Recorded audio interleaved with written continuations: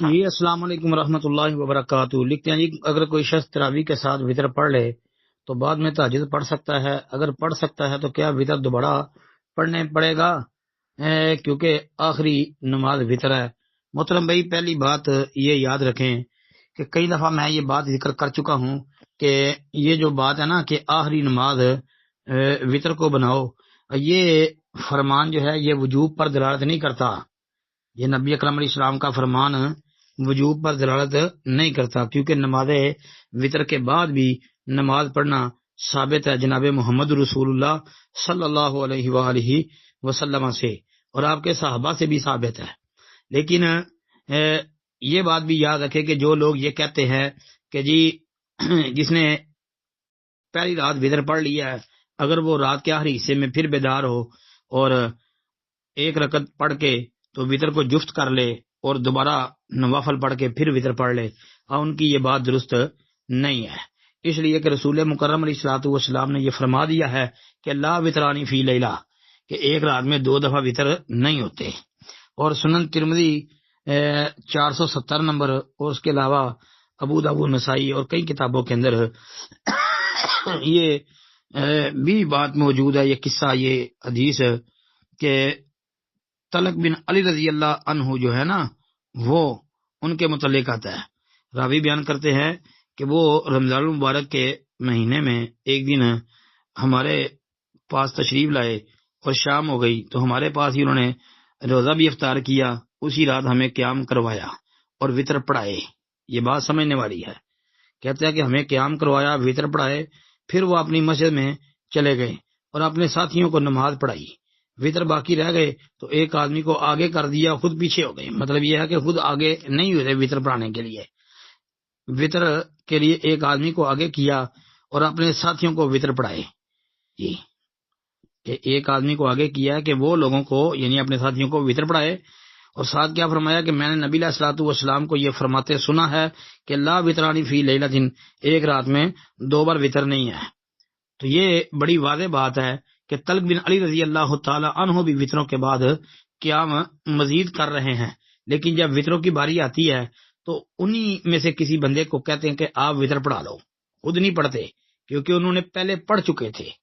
جی اور یہ روایت بھی سندن حسن ہے، اور حسن روایت ہے جی، جس طرح کہ کئی اہل علم و فضل نے اس کو حسن بھی اور صحیح بھی کہا ہے۔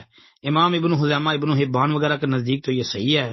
ابن حجر اسقلانی رحمۃ اللہ علیہ نے فتح الباری میں اس کو حسن قرار دیا ہے۔ اس کے علاوہ بھی کئی اہل علم و فضل نے حسن قرار دیا ہے۔ السلام علیکم ورحمۃ اللہ وبرکاتہ۔ وعلیکم السلام ورحمۃ اللہ وبرکاتہ۔ جی یہ دوسری نماز کے حوالے سے ایک مسئلہ تو یہ یاد رکھیں کہ دوسری نماز کروانا، جب ایک نماز مکمل ہو چکی ہو اور کچھ افراد آ جائیں نمازی، نماز پڑھنے والے، وہ 2 ہوں 4 ہوں تو وہ جماعت کروا سکتے ہیں۔ ایک بات اس میں کوئی انشاءاللہ حرج نہیں ہے، بالکل جائز اور درست ہے۔ ترمذی وغیرہ کی کتابوں کے اندر صحیح حدیث موجود ہے۔ اچھا، دوسرے نمبر پہ یہ اگر کوئی بندہ عادت بنا لے، جس طرح کہ مثال کے طور پہ روزہ افطار کیا ہے، افطار کرنے کے بعد وہ کھانا کھاتے رہتے ہیں اور جب مسجد میں آتے ہیں تو مسجد میں نماز مکمل ہو چکی ہوتی ہے اور پیچھے کھڑے ہو کے تو زیادہ افراد پیچھے کھڑے ہو کے الگ جماعت کرواتے ہیں، اور یہ روزانہ کا معمول ہے، یہ درست نہیں ہے۔ اب نماز کروانا بالکل جائز ہے دوسری۔ اب جواز کا مطلب یہ نہیں ہوتا کہ اس کو عادت بنا لیں۔ تیسری اور اہم بات یہ ہے کہ اگر تو آپ نے مغرب کی اذان کے بعد یعنی جب افطاری ہوتی ہے تو وقفہ کم رکھا ہے تو آپ وقفہ زیادہ کر لیں، انشاءاللہ وقفہ تھوڑا سا بڑھا لیں گے تو اس کا فائدہ یہ ہو جائے گا کہ دوسری جماعت کا موقع ہی نہیں کسی کو ملے گا۔ اب ہم اپنی مسجد کے اندر جو ہے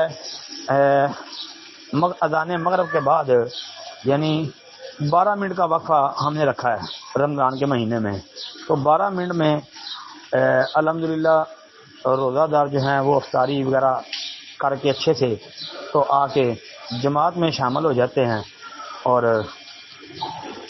مزید اگر کسی نے کچھ کھانا ہو تو نماز کے بعد وہ جا کے کچھ کھا لے۔ اس سے فائدہ یہ ہوا ہے کہ پہلی نماز کے اندر ہی افراد شامل ہو جاتے ہیں، دوسری کا جو ہے وہ کسی کو موقع ہی نہیں ملتا کہ کوئی دوسری جماعت کروائے، الا ماشاء اللہ کبھی، لیکن عادت نہیں ہے۔ اس لیے اگر تو